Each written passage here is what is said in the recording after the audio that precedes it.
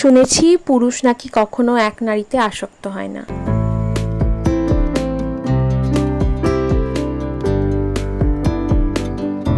Hello বন্ধুরা, কেমন আছো সবাই? আশা করছি সবাই ভালো আর সুস্থ আছো। একটুখানি গেছিলাম বান্ধবীর বাড়ি, সেখানে একটুখানি মিষ্টি আর টুইগি খেলা করছিল, সেটা তোমাদের সাথে শেয়ার করলাম। তারপর এখন চলে এসেছি একদম সন্ধ্যাবেলা, মিষ্টিকে পড়াতে চলে এসেছে। তো দুইজনের জন্য আজকে বানিয়ে নিয়েছি নুডলস। তো মিষ্টির জন্য হচ্ছে মশলা ছাড়া, আর মিষ্টি দিদিভাইয়ের জন্য মশলা দেওয়া। তো মশলা ছাড়া এই কারণে বানাই, কারণ মিষ্টি মশলা দিয়ে একটু স্পাইসি হলে খেতে পারে না। তো যাই হোক, তারপর পড়াশোনা হয়ে গেছে আর এখন মিষ্টির বাবাও চলে এসেছে। তো মিষ্টির এখন খেলা চলছে, মিষ্টির বাবার ঘাড়ে পিঠে উঠে নাচ করা। আর তারপরে বানিয়ে নিয়েছিলাম ডিনারে বানিয়েছিলাম হচ্ছে গার্লিক জিরা বাটার রাইস। তো এটা খুবই ভালো লাগে, আমার মনে হয় যে বাটারের সাথে রসুনের যে কম্বিনেশন, এটা জাস্ট ওয়াও, খুবই ভালো যায় এই দুটো কম্বিনেশন। তার সাথে যদি জিরা থাকে তাহলে তো কথাই নেই। তো একটুখানি বাসমতি রাইস ছিল, আগের দিন পায়েস করার পরও এই রাইসটুকু বেঁচে গেছিলো, তো সেটা দিয়েই আমি একটুখানি নিজের জন্য এটা বানিয়ে নিলাম। আর দাসবাবু রুটি খাবে। তো এখানে আমি আলু কেটে রেখেছিলাম যে আলু ভাজা করব। তো দাসবাবু দেখি কিনা খাবার নিয়ে এসেছে, খাবার বলতে একটা চিকেন আইটেম সে নিয়ে এসেছে। তো সেই জন্যই আলুটাকে জল ঝরিয়ে ফ্রিজে রেখে দেবো। তো এই হচ্ছে আমার ডিনার, 8:30টার দিকেই ডিনারটা সেরে নিয়েছিলাম। এখানে হচ্ছে চিকেন, হরিয়ালি চিকেন ছিল, আর তার সাথে স্যালাড, আর তার সাথে রাইস। তো একটা দারুণ থালি আমি খেয়েছিলাম, আর ওরা তো রুটি খেয়েছিল। তো চলো দেখা হচ্ছে আবার সকালে।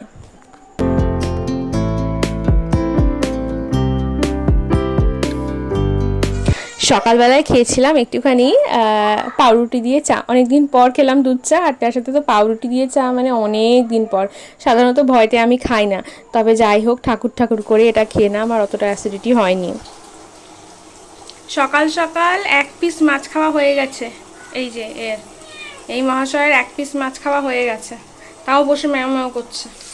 আর এখানে আলু ভাজা করতে দিয়েছি, কালকের ভেজে রাখা আলুগুলো, কালকের কেটে রাখা আলুগুলো। চায়ের বাসনগুলো ধুলাম, এগুলো মুছে তুলবো, এগুলো মুছে তুলবো। আর এর মধ্যে রয়েছে ডাল সেদ্ধ, পেঁপে সেদ্ধ, আর উচ্ছে সেদ্ধ বা করলা সেদ্ধ। দাসবাবু এটাই খাবে বলেছে। আর তার সাথে ভাত বসাবো, আলু ভাজাটা হয়ে গেলে ওদিকে ভাতটাও বসিয়ে দেবো।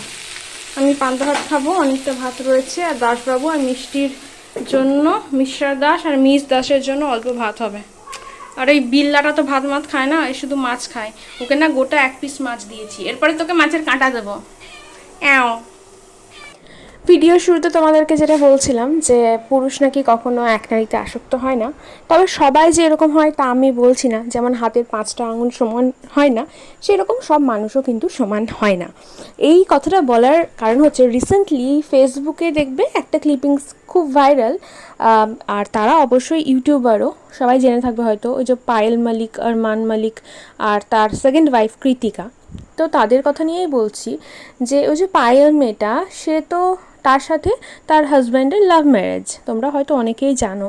যদি কেউ না জেনে থাকো বা কিছু, আমি বলছি যে তার লাভ ম্যারেজ, তাদের 8 বছরের বা 7 বছর সংসার করার পর 7 দিনে নাকি অন্য কাউকে ভালো লেগে গেল ছেলেটার। তাও আবার কাকে ভালো লাগলো তা না, নিজের বউয়ের বেস্ট ফ্রেন্ডকে তার পছন্দ হলো এবং তাকে 7 দিনের মধ্যে বিয়েও করে নিল। আচ্ছা, ছেলেগুলো একবারও ভাবে না, তাই না, যে একটা মেয়ে তার জন্য কি করেছে, কি তার জন্য স্যাক্রিফাইস করেছে, বা এই যে সে এরকম একটা স্টেপ নিল, একটা সন্তানের বাবা হয়েও সে নিজের বউয়ের বান্ধবীর সাথে বিয়ে করে নিল। একবারও তার মানে কোনো বিবেকে লাগলো না। বিবেক দংশন বলে কি এদের কোনো জিনিসই নেই, মানে একবারও ভাবলো না যে এটাতে আমার যে বউ, আমার যে সন্তানের মা, তার মনের ওপর কী প্রভাব পড়তে পারে, একটা বারও ভাবে না, তাই না? এই জন্যই বললাম যে সত্যিই তাই, মানে পুরুষের মন বোঝাও মানে খুবই দায়।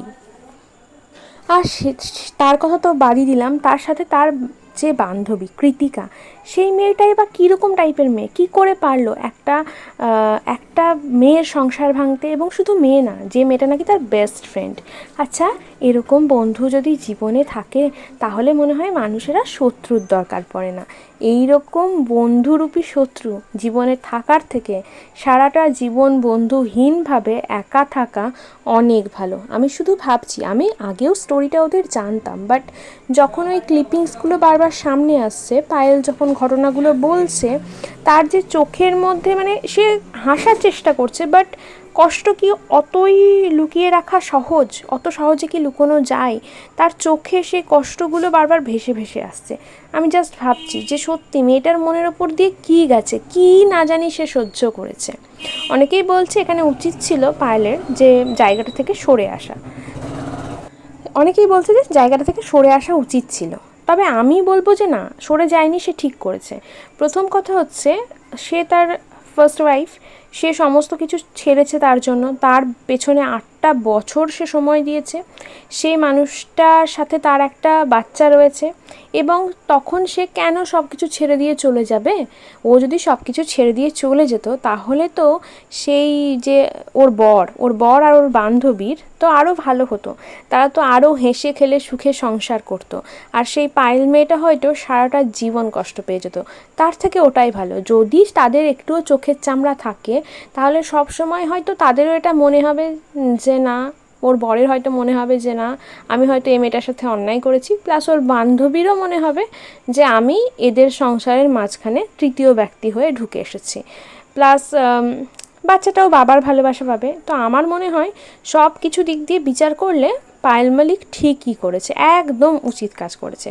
ছেড়ে গেলে ওদের আরও সুবিধে হয়ে যেত, তার থেকে ছেড়ে না যাওয়াই ভালো।